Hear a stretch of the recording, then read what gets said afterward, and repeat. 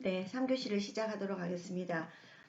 우리가 이 원초화와 그리고 자아 그리고 초자 이 세 개가 같이 우리의 어떤 그 행동을 결정하거나 성격 구조 속에서 이런 어떤 걸 결정한다라고 이야기를 했어요. 그리고 그 이 세계의 어떤 그 구조 속에서 현실과의 어떤 부조화가 생길 때 우리는 불안을 일으킨다고 이야기를 했죠. 그러면 이 불안한 마음을 없애기 위해서 이 불안함을 뭔가 좀 제어하고 불안함을 좀 달래기 위해서 우리는 쓰는 게 있는데 그게 바로 방어 기제라고 할 수 있습니다. 우리 책에 보면요. 62페이지에 있어요. 자아가 이성적이고 직접적으로 불안을 통제할 수 없을 때, 그럴 때 불안하거나 붕괴 위기에 처한 이 내 자아를 보호하기 위해서 우리도 알 수 없는 어떤 무의식적으로 사용하게 되는 어떤 사고나 행동, 어떤 패턴이 있어요. 행동 수단이 있어요. 이걸 이제 우리는 방어 기제다 이렇게 이제 이야기를 합니다. 그래서 앞서도 말했지만 방어 기제는 수백 개가 있어요. 근데 우리 책에서는 지금 20몇 개가 나와 있는데 이걸 다 하기는 좀 그렇고 좀 중요한 것만 제가 우리 책하고 같이 보면서 설명을 드리도록 하겠습니다. 책에 보면 방어 기제는 누구나 다 사용을 합니다. 왜냐하면 우리는 이제 이 불안한 요소들은 누구나 다 가지고 있다고 했죠, 그죠? 왜냐하면 초자와 자아와 이들 사이에서 계속해서 우리는 그 갈등을 일으키고 있고 또 이 갈등이 조화가 이루어지지 않을 때 갈등을 일으키면서 이 갈등으로 인해 가지고 불안이 일어난다고 했어요. 그러면 불안한 감정은 누구나 다 가지고 있고 그렇기 때문에 이 불안한 감정을 좀 없애기 위해서 당연히 이제 방어 기제를 그 자아가 붕괴되는 걸 자아가 불안한 걸 막기 위해 가지고 방어 기제를 쓴다라고 이야기를 했습니다. 그러면은 가장 흔하게 쓰는 게 바로 뭐냐면 첫 번째 여기에 억압이라고 나와 있죠. 억압을 가장 흔하게 많이 쓰고 있습니다. 억압이 뭐냐면요. 현실이 이걸 의식하기엔 너무 고통스럽거나 충격적이어서 무의식적으로 이렇게 눌러버리는 거예요. 그걸 이제 억압이라고 이야기하는데 예를 들면은 실현당한 젊은이가 옛 기억을 잊으려고 노력하는 거 이게 이제 억압이고 죄책감이나 수치심의 경험이 억압되어서 기억 상실 걸리는 거 이런 것도 억압입니다. 그리고 고통스러운 기억이나 감정 이런 것들을 막 이렇게 무의식적으로 계속 이제 생각이 남아 있으니까 이런 것들이 어때요? 이제 계속 누르는 거, 일부러 생각 안 하고자 하는 거, 이런 것들이 다 억압이라고 볼 수 있고, 그러면은 이게 어떠냐면, 이후에 꿈이나, 이런 걸로, 나도 모르게 이제 뭐 어떤 말 해버리는 거라든가, 실험, 이런 걸로 이제 나타날 수가 있습니다.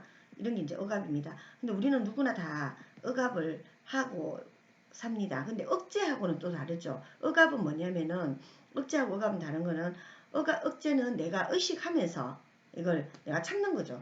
근데 억압은 어떤 거냐면 의식하지 못하고 그냥 자연스럽게 내 자아가 그냥 내가 하는 게 아니라 내가 무의식적으로 그냥 내가 눌러버리는 거죠. 나도 모르게. 그게 이제 억압입니다. 가장 흔하게 쓰는 방어 기제가 억압이다. 요거 꼭 알아두시고요. 그 다음에 부인은 어떤 거냐면요. 돌아가신 엄마의 휴대폰, 우리 책에 이제 예로 나와 있습니다. 돌아가신 엄마의 휴대폰 번호에 계속 전화를 거는 딸. 왜냐면은, 믿고 싶지 않는 거죠. 너무 이제 실제로 그걸 인정하게 되면 내가 너무 힘드니까. 그래서 이제 보통 그 실제로 존재하는 위험이나 불쾌한 현실을 부정함으로써 불안을 회피하려고 이제 부인이라는 이 방어기제를 쓰게 됩니다. 말기암 환자가 자기 병을 부정하면서 오진이라고 계속 이제 그렇게 하는 게 이제 부인입니다. 우리가 보통 이 부인은 뭐 이별이라든가 어떤 상실감이라 이런 걸 상실된 어떤 갑작스럽게 어떤 그런 상실을 겪게 되거나 이럴 때도 우리는 부인이란 부정 내지는 부인을 하게 되거든요.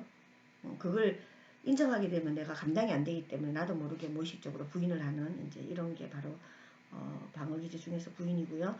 그리고 투사는 그 상대방에게 그냥 던져버린다라는 이런 뜻이에요. 투사라는 말은. 그래서 내가 잘못했는 걸 내가 그렇게 잘못하는 내가 되게 싫어. 그럴 때는 그걸 상대방의 탓으로 돌리는 이게 이제 투사라고 하죠. 던져버리는 거. 예를 들어서 우리 책에 나오죠. 계모가 자녀를 미워하면서 자녀들이 나를 정오한다라고 불평하는 경우. 그리고 강한 정오심으로 누군가를 해치고 싶은 충동을 상대방에게 떠넘겨서 그가 자신에 대한 정오로 자신을 해치려고 한다라고 그렇게 여기는 거. 이게 이제 투사입니다. 뭐 이런 것도 있죠. 우리가 내가 배고파. 지금 내가 배고픈데 괜히 내가 배고프다라고 말하기 그래서 네 배고프제라고 이렇게 말하는 거.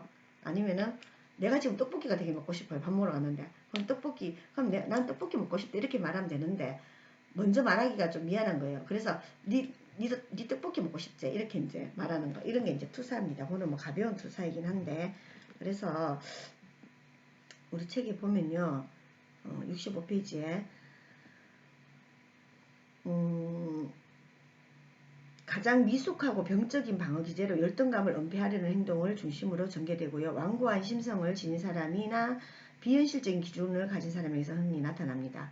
그래서 심한 경우 정신증의 핵심증이 무의식의 메아리라고도 불리는 망상, 환각 이런 걸 일으키기도 합니다. 과도한 비판이나 부정적인 태도, 편견은 투사 유형으로 부인 전치와 좀 비슷하다. 그래서 투사 상담할 때 투사하는 사람들 좀 있거든요. 투사하는 내담자들이 있는데 투사하는 내담자 만나면은 상담자가 굉장히 좀 힘들어요. 그걸 빨리 읽어내야 돼요. 저 사람이 투사를 하고 있구나라는 걸 읽어내야 되는데 그걸 이제 못 읽어내면은 상담자가 되게 어렵죠. 힘들죠. 근데 우리가 또 일상생활을 하면서도 투사를 계속하는 그런 사람과 뭐 한 공간에 있다거나 아니면은 같은 조직에 있다거나 그러면 진짜 힘들거든요. 본인이 화내놓고 너 왜 화내냐 뭐 이렇게 이야기해요.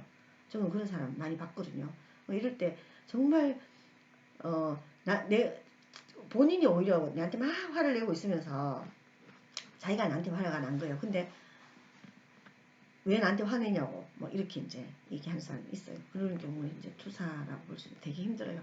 고착은 제가 앞에서 말했지 싶은데 고착은 우리가 이제 프로이트가 말한 심리 성적 발달의 단계가 있죠. 그 단계에서 뭔가 다 해내지 못했을 때 만약에 뭐 구강기 우리가 학문기 이렇게 성기기 쭉 있잖아요. 그러면은 구강기 때에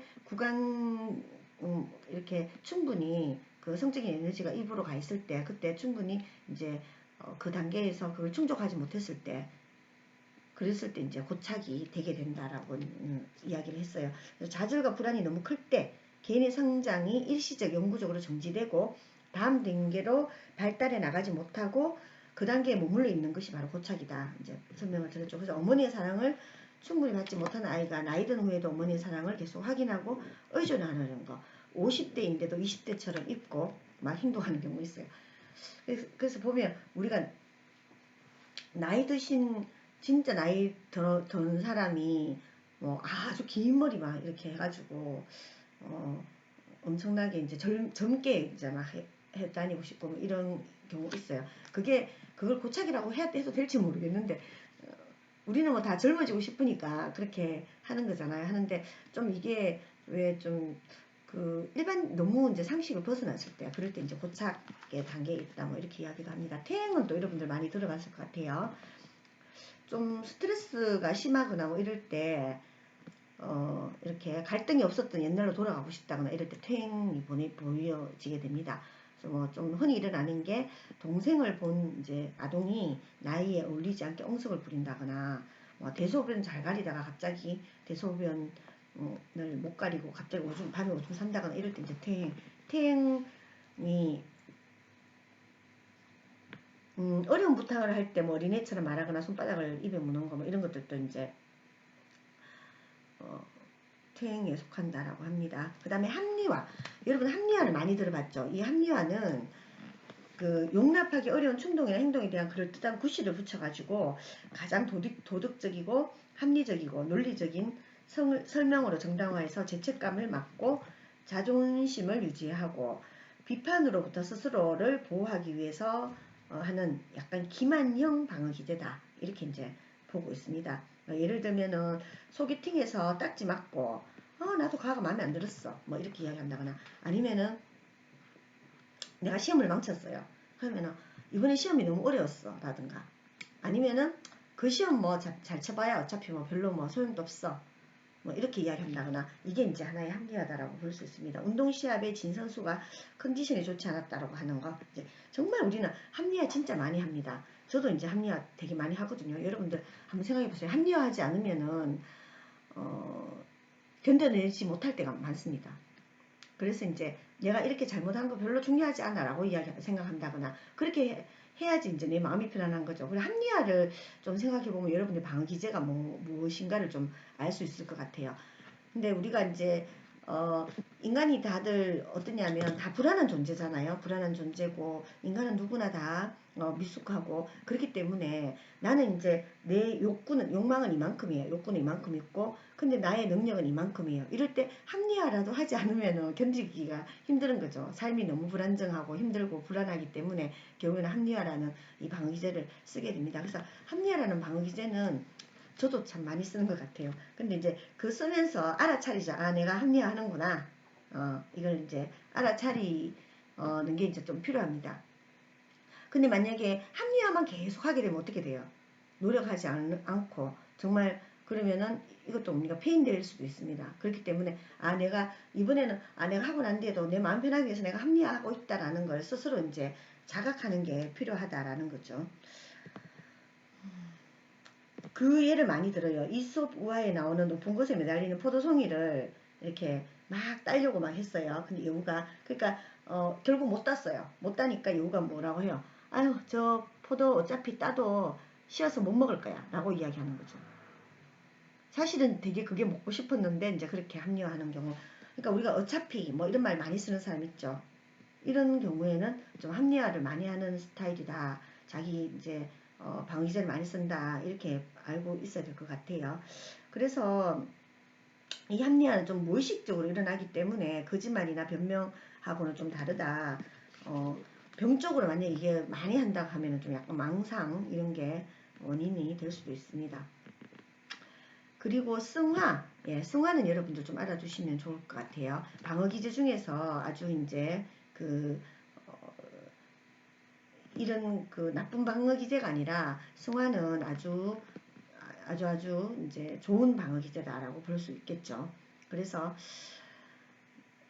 이 승화 같은 경우는 공격 욕망 이런 게 있다. 우리 이제 인간에게는 우리 앞에서도 말했지만 그 프로이트가 말한 두 가지의 본능이 있었죠. 그 성적인 본능과 이거는 이제 삶의 에너지, 그다음에 공격 본능, 뭐 죽음의 에너지 이런 이제 두 가지의 에너지가 본능이 있는데 그 중에서 만약에 공격에 대한 욕망 이런 것들이 본능이 있다. 그럼 이걸 뭡니까? 권투로 분출하거나 뭐 이렇게 해서 훌륭한 권투 선수가 되는 거 이게 바로 승화입니다. 그리고 예술 작품으로 승화시킨다든가 어떤 자기의 성적인 에너지라든가 리비도 이게 너무 많다. 그럼 이걸 이제 예술적인 어떤 그걸로 승화시킨다든가 그리고 자녀를 가질 수 없는 성직자가 과원을 운영하는 경우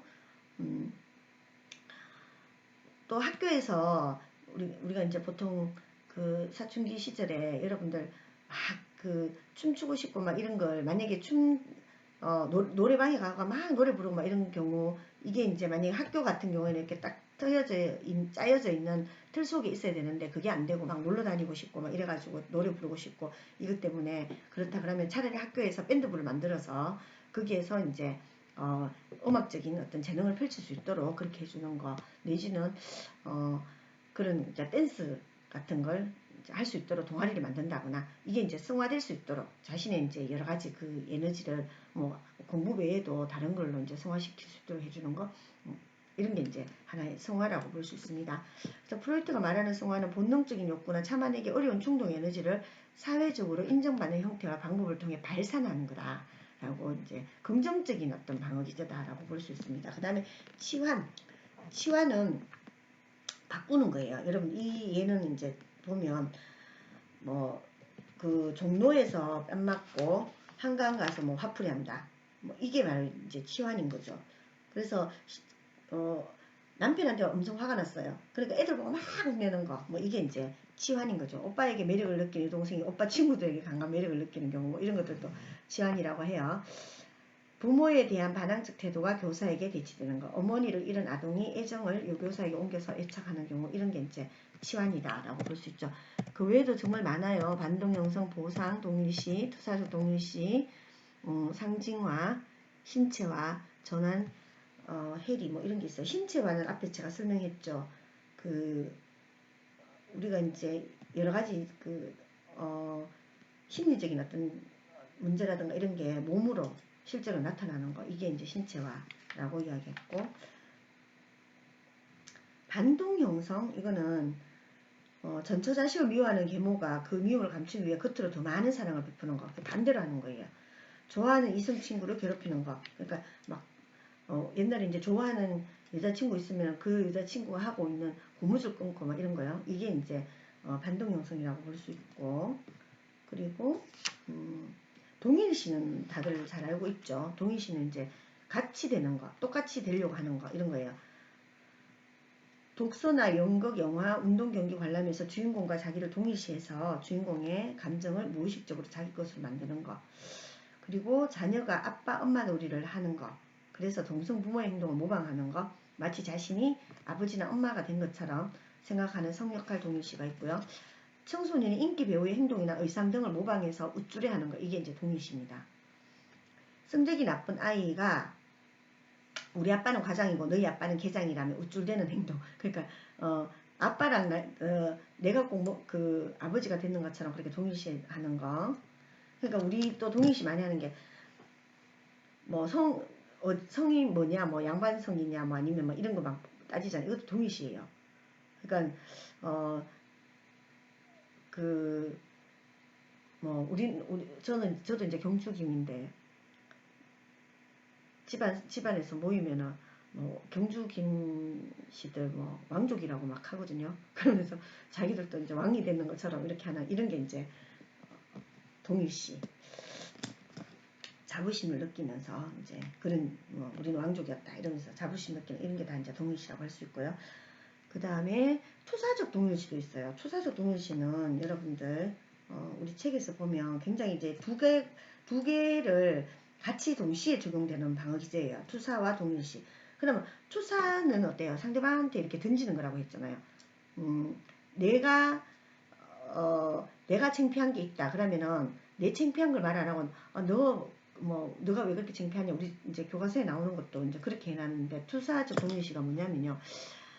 어느 가난한 시골에 뭐 71쪽 있어요. 서울의 명문대 나온 훤칠하고 말쑥한 미혼의 내과 의사가 개원을 했다. 이제 제가 설명을 한번 드려볼게요. 여러분들도 이제 이런 경우가 만약에 상대가 나를 이렇게 투사적 동일시를 하게 되면 굉장히 힘들어집니다. 그냥 투사만 해도 힘들어요. 투사만 해도 아니 나는 전혀 아닌데 나를 그렇게 보는 거죠. 그럼 예를 들면은 여기에 있는 투사하고 있는 사람이 어떠냐면 본인은 이제 나는 내가 여기에 살 사람이 아닌데 내가 여기보다 훨씬 더 괜찮은 어떤 직장에 내가 다녀야 돼. 직장을 다녀야 되고 내가 지금보다는 훨씬 나아야 되는데 내가 지금 여기에 꼴랑 조그만한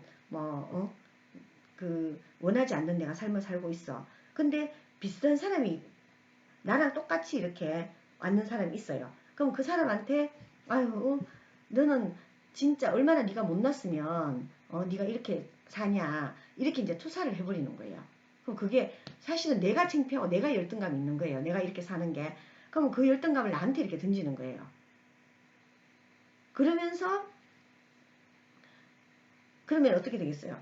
내가 여기에서 지금 나는 나름대로 열심히 살고 있는데 누군가 나에게 그렇게 너 왜 그렇게 못났냐 네가 그렇게 못난 뭐 보기에는 그래 잘나 보이지만 니 그래 이렇게밖에 안 되네라고 이제 그렇게 투사를 하는 거죠. 그리고 그러면서 또 어때요? 예, 왜 이런 곳에서 니는 일을 하냐 실력이 없거나 뭔가 꿍꿍이가 있다 이렇게 이제 하는 거죠. 그러면서 경멸을 하고 또 모욕감을 주고 막 그렇게 되는 거죠. 예. 그러면서 어떻게 되느냐면은 그 사람이랑 또 이렇게 내가 못났는 게 투사도 하면서 그래 너도 내처럼 못났네 이렇게 해버리는 거죠. 그래서 이제 이런 걸 투사적 동일시라고 하는데 이럴 경우에 굉장히 이제 상대는 힘든 거죠. 우리가 이제 투사적 동일시를 상대가 하고 있다는 걸 빨리 이제 마음을 알아차리는 게 굉장히 중요하다.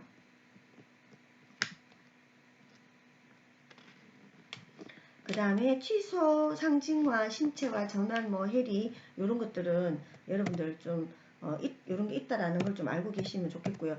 뭐 다 하지는 못할 것 같고 일체화, 유머, 예. 그 다음에 이제 유머, 여러분들 유머도 일종의 방어 기제다라는 걸 알고 계셨나요? 예, 유머 같은 경우에는 용납할 수 없는 어떤 무의식적인 갈등이라든가 불만, 욕망 이런 것들이 나타나는 상황이 있어요. 그럴 때 자신에게나 타인에게나 불쾌감을 주지 않으면서 낙천적이고 유머 있는 감각 이런 걸 이제 그런 언행으로 대체하는 거 이게 바로 방어 기제입니다. 그래서 어찌 보면 굉장히 건강하고 성숙한 방어 기제다라고 이제 볼 수 있습니다. 여러분들 그 앞에서 배웠던 뭐가 있었나요? 승화처럼 이것도 이제 성숙한 방어 기제다라고 볼 수 있는 거죠. 예를 들어서요. 강의 시간에 모두 집중해서 조용히 공부하고 있는데 한 학생의 방귀 소리가 뽕 하고 났어요. 이를 인지한 교수가 하는 말, 이제 종소리가 울렸으니 수업도 끝! 이렇게 이제 그